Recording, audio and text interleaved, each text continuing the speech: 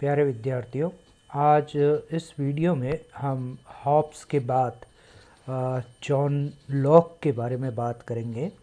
John Locke भी Hobbs की तरह इंग्लैंड का एक महत्वपूर्ण आधुनिक विचारक है और जॉन लॉक को हम राजनीति शास्त्र में एक ऐसे महत्वपूर्ण विचारक के रूप में देखते हैं जिसने लोकतंत्र के संबंध में महत्वपूर्ण धारणाएं दी, या जिसे आप कह सकते हैं कि आधुनिक युग में जो प्रतिनिध्यात्मक लोकतंत्र है, जो रिप्रेजेंटेटिव डेमोक्रेसी हम पूरी दुनिया में देखते हैं, उसके वैचारिक पृष्ठभूमि कहीं ना कहीं जॉन लॉक ने प्रदान की है।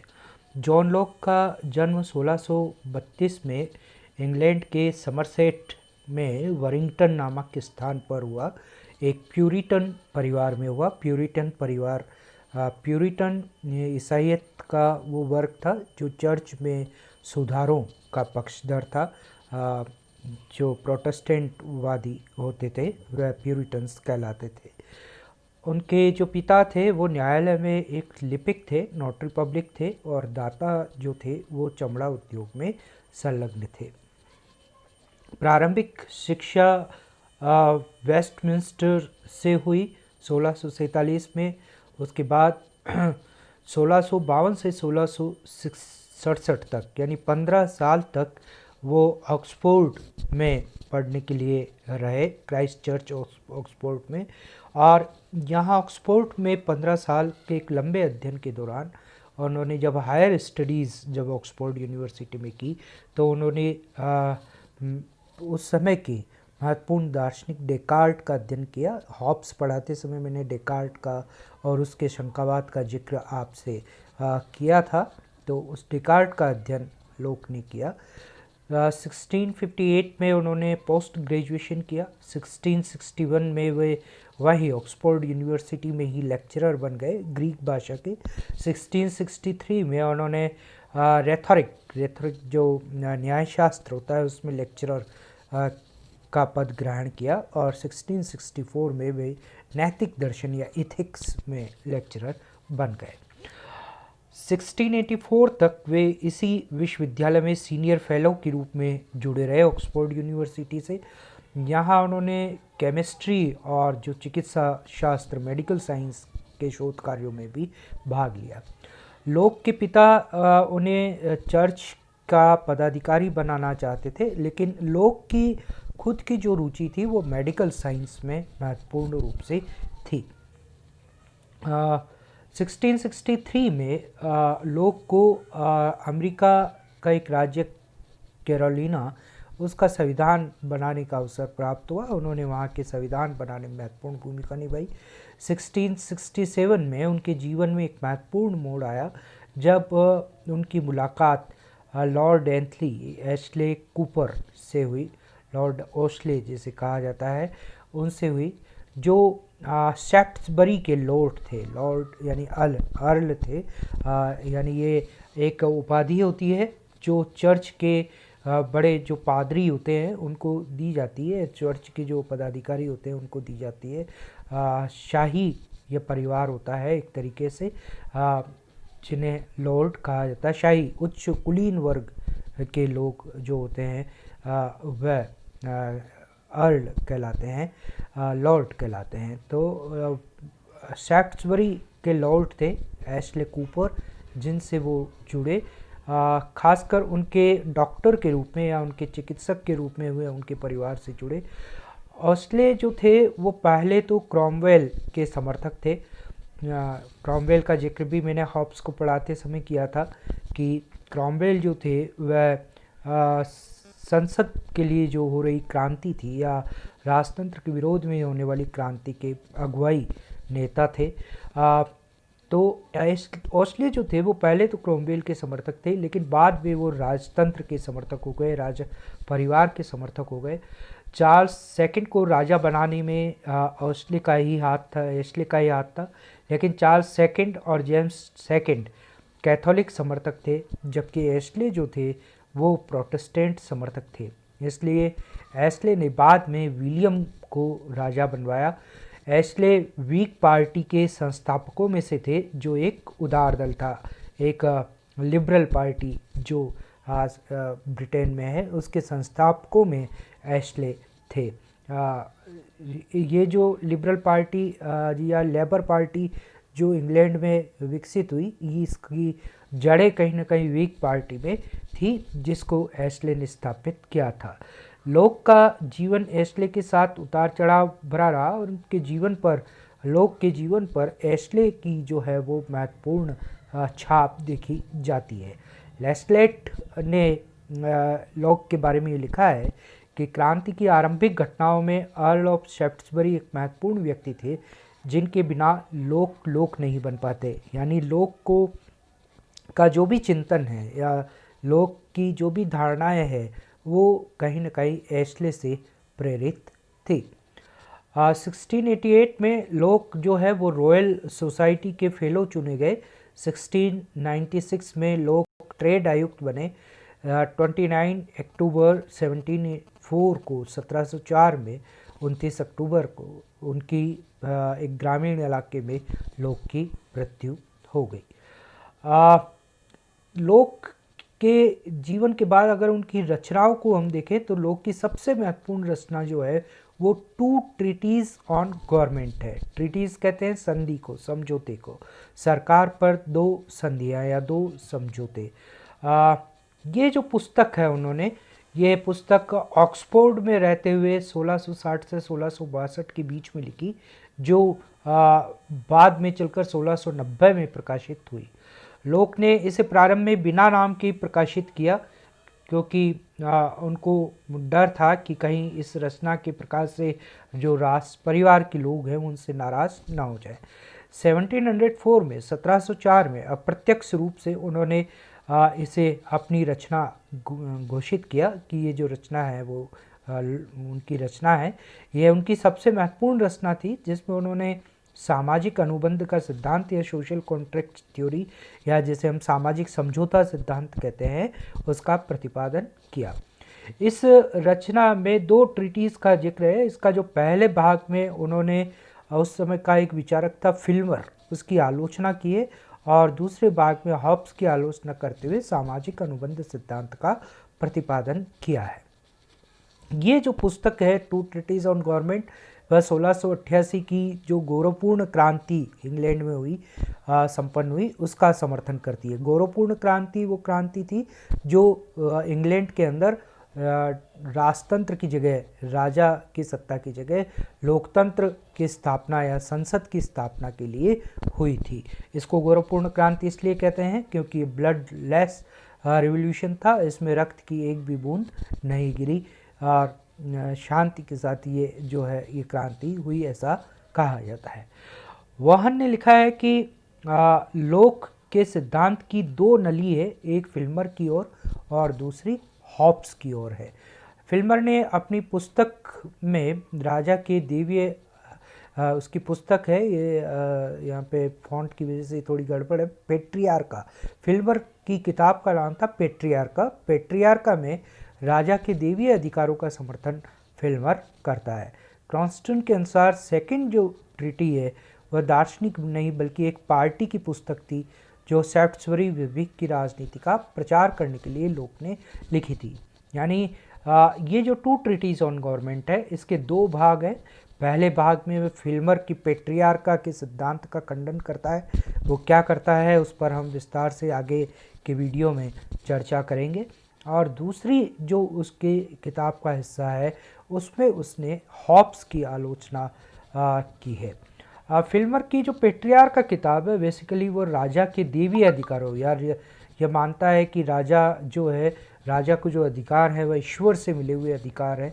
राजा ईश्वरीय रचना है, यानी राजा की तुलना ईश्वर से वो करता है और उसके अधिकारों को ईश्वर से दिए हुए अधिकार मानकर उनको जस्टिफाई करता है फिल्मर, जिसकी आलोचना जो है लोक करता है। जो सेकंड भाग है, क्रॉन्स्टन कहता है कि ये बेसिकली उसने डेमोक्रेसी के समर्थन में लिखा, रिप्रेजेंटेटिव डेमोक्रेसी के समर्थन में लिखी, और ये बेसिकली एक पुस्तक ना होकर के जो व्हिग पार्टी जो शेफ्ट्सबरी के अर्ल एशले ने बनाई थी, उसके उसकी राजनीति का प्रचार करने के लिए लिखी गई पुस्तक ज़्यादा लगती है।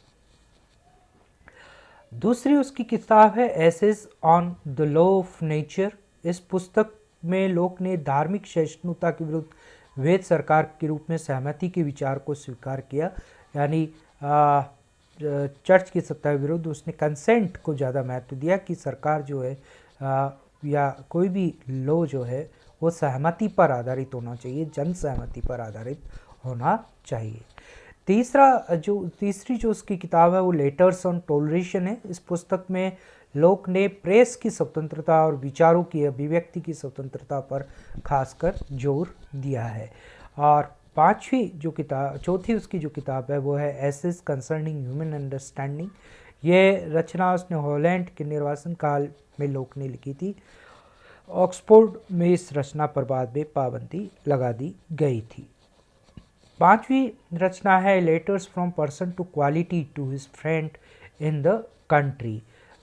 ये जो किताब है ये लोक और एस्ले जो अर्ल थे उनके बीच का पत्राचार है, और इस पत्राचार को जब प्रकाशित किया गया तो सरकार नाराज़ हो गई और इसीलिए लोक को निर्वासित होकर के फ्रांस जाना पड़ा, हॉलैंड जाना पड़ा, और 1689 में वो वापस इंग्लैंड लौटे। इसी तरह लॉक ने raising the value of money की इकोनॉमिक बेस किताब लिखी है। Some consideration on the lowering of the interest, some thoughts on education, the reasonableness of Christianity, the fundamentals of the constitution of Carolina, ये सारी रचनाएं जो है वो लॉक ने की है। लोक पर प्रभावों की अगर हम बात करें कि लोक के सारे जो विचार हैं वो किससे प्रभावित हैं, तो लोक पर सबसे ज़्यादा प्रभाव अपने समय की परिस्थितियों का है। जैसा मैंने हॉब्स को पढ़ाते समय आपको बताया था कि हॉब्स भी जो है अपने समय की परिस्थितियों से बहुत प्रभावित था, और ठीक इसी प्रकार लोक भी जो है वो अपने समय की परिस्थितियों से प्रभावित है। हॉब्स और लोक लगभग समकालीन विचारक हैं, और दोनों ही इंग्लैंड के विचारक हैं, इसलिए दोनों ही समान राजनीतिक परिस्थितियों से जूझ रहे थे। दोनों का ही जो समय है वो समय है जब इंग्लैंड में गृह युद्ध छिड़ा हुआ था राजतंत्र समर्थकों या राजा के समर्थकों और संसद या प्रतिनिधित्मक लोकतंत्र के समर्थकों के बीच में। इसलिए ये जो गृह युद्ध है, मैंने पहले भी आपको पढ़ाते समय बताया, 1618 में चालू हुआ और 1648 तक ये बड़े महत्वपूर्ण रूप से अपने चरम सीमा पर पहुंचा। तो ये जो 30 वर्षीय गृह युद्ध था, इसका प्रभाव हॉब्स पर भी है और लोक पर भी है। लेकिन एक मज़े की बात आप ये देखेंगे कि इस समान प्रभाव के बावजूद दोनों की जो प्रतिक्रिया या दोनों के जो विचार हैं इन समान परिस्थितियों में वो बिल्कुल अलग अलग है। ये जो गृह युद्ध था ये इसलिए शुरू हुआ कि जो स्टुअर्ट राजाओं का राज था, जैसा मैंने आपसे पढ़ाते समय भी बताया, इंग्लैंड में स्टुअर्ट राजाओं का शासन था और उन्होंने पार्लियामेंट की शक्ति छीनने का प्रयास किया था। इंग्लैंड में एक स्टुअर्ट राजा का शासन था उस समय, जेम्स फर्स्ट का। जेम्स ने अनाप शनाप कर जनता के ऊपर लगा दिए, तो जनता ने क्रॉमवेल के नेतृत्व में नो टैक्स विदाउट रिप्रेजेंटेशन, प्रतिनिधित्व नहीं तो कर नहीं, यानी अगर हमें अपना प्रतिनिधि चुनने का अधिकार नहीं दिया जाता है, अगर हमें अपनी संसद बनाने का अधिकार नहीं दिया जाता है, तो हम राजा को किसी भी प्रकार का टैक्स नहीं देंगे, ये बात कहते हुए गृह युद्ध छेड़ दिया था। बेसिकली क्रॉमवेल भी जो है वह राज परिवार का ही सदस्य था, लेकिन वो प्रोटेस्टेंटवादी था, प्यूरिटन्स था। और ये जो झगड़ा पूरा शुरू हुआ ये मुख्यतः तो प्रोटेस्टेंटवादियों की ओर से, जो राजा क्योंकि कैथोलिक था इसलिए उसके विरोध के लिए शुरू हुआ, लेकिन इसका राजनीतिक कारण जो है वो ये था कि राजा ने जब कर लगाए बहुत सारे, तो जनता ने उन करों को तब तक देने से मना कर दिया जब तक कि उन्हें उनका अपना प्रतिनिधि चुनने का अधिकार नहीं दिया जाता या राजा अपनी शक्ति संसद को स्थानांतरित नहीं करता है। इधर राजा ने एक्लिंगन चर्च स्थापित किया। कैथोलिकों और प्रोटेस्टेंट वादियों के बीच में या प्यूरिटन्स के बीच में संघर्ष हुआ। चर्च पर जो राजा का अधिकार था उसका विरोध आरंभ हुआ। पार्लियामेंटेरियन और प्यूरिटन का नेतृत्व जो है क्रॉमवेल ने किया। जेम्स प्रथम के बाद जब चार्ल्स प्रथम जो है वो राजा बना। 1640 में इंग्लैंड में यह गृहयुद्ध अपनी चरम पर पहुंचा, लेकिन इससे समस्या का समाधान नहीं हुआ। चार्ल्स प्रथम को अंततः 1648 में फांसी दे दी गई, पर राजा की अलग सत्ता और संसद की अलग सत्ता, और फांसी देकर वहाँ संसद तो स्थापित कर दी क्रांतिकारियों ने, अपनी अलग से संसद लगाना उन्होंने शुरू कर दिया, लेकिन संसद की सत्ता बिल्कुल अलग रही और राजा की सत्ता बिल्कुल अलग रही। फिर जब चार्ल्स फर्स्ट को फांसी दे दी गई, उसके बाद चार्ल्स सेकंड वहाँ का राजा बना, तो दूसरी ओर एक तो राजा की सत्ता चलती रही, और जैसा मैंने कहा कि इन क्रांतिकारियों ने अपनी अलग से एक समानांतर सरकार बना ली, समानांतर संसद उन्होंने लगाना शुरू कर दिया। तो 1648 से लेकर के 1660 तक क्रॉमवेल के नेतृत्व में वहाँ पर कॉमनवेल्थ का समानांतर संचालन हुआ। 1660 के बाद क्रॉमवेल की मृत्यु हो गई, और उसकी मृत्यु होने के बाद ये लोकतंत्र समर्थक जो क्रांति कर रहे थे उनकी शक्ति कमज़ोर हो गई। प्रोटेस्टेंट इंग्लैंड में कैथोलिक राजा चार्ल्स द्वितीय की कोई संतान नहीं थी। जो अब चार्ल्स सेकंड राजा था उस समय उसके कोई संतान नहीं थी, अतः वह अपने भाई जेम्स सेकंड को ही राजा बनाना चाहता था। लेकिन वहाँ की परंपरा ये थी कि राजा का जो बेटा होता है वही उसका उत्तराधिकारी होता है, वही राजा बनता है। तो इसने इस नियम में चेंज करने के लिए वो परिवर्तन करना चाहता था, और इसने इसलिए पार्लियामेंट को जो है भंग कर दिया। 1680 में फिल्मर की किताब पेट्रियार्का प्रकाशित हुई, जिसमें राजा के देवीय अधिकारों का समर्थन किया गया। इस पेट्रियार्का के जवाब में उस समय एक बड़े राइटर थे, विचारक थे, एल्जरन सिडनी ने राजा के अधिकारों के विरोध में डिस्कोर्सेस कंसर्निंग गवर्नमेंट ये पुस्तक लिखी। चार्ल्स सेकंड जो उस समय राजा था उसने सिडनी को फांसी दे दी। इस पुस्तक में सिडनी ने फिल्मर का विरोध किया था। सिडनी ने इस पुस्तक में ये व्यक्त किया कि व्यक्ति अपनी रक्षा के लिए स्वयं सरकार का निर्माण करता है, मनुष्य अपनी बुद्धि से ही राजनीतिक संस्थाओं का निर्माण करता है। लोक की जो 2 ट्रीटीज ऑन गवर्नमेंट है उसका पहला भाग जो फिल्मर की आलोचना में लिखता है वह सिडनी से प्रेरित है। 1683 में सिडनी रसेल जैसे लेखकों को राइनहाउस षड्यंत्र केस में फंसा करके फांसी दे दी गई। लोग इससे बचने के लिए, लोग को लगा कि कहीं उसे भी न मार दिया जाए, इससे बचने के लिए वो इंग्लैंड चला गया। इस प्रकार 1660 से 1681 के बीच चार्ल्स सेकंड और जेम्स सेकंड के तहत राजा का प्रभाव बढ़ता गया। चार्ल्स सेकंड और जेम्स सेकंड कैथोलिकों के प्रभाव में थे, इसलिए वे संसद की शक्ति को कमज़ोर करना चाहते थे। अंततः 1688 में गौरवपूर्ण क्रांति हुई। जेम्स जो उसका भाई था चार्ल्स सेकंड का, उसकी बेटी थी जिसका पति था विलियम।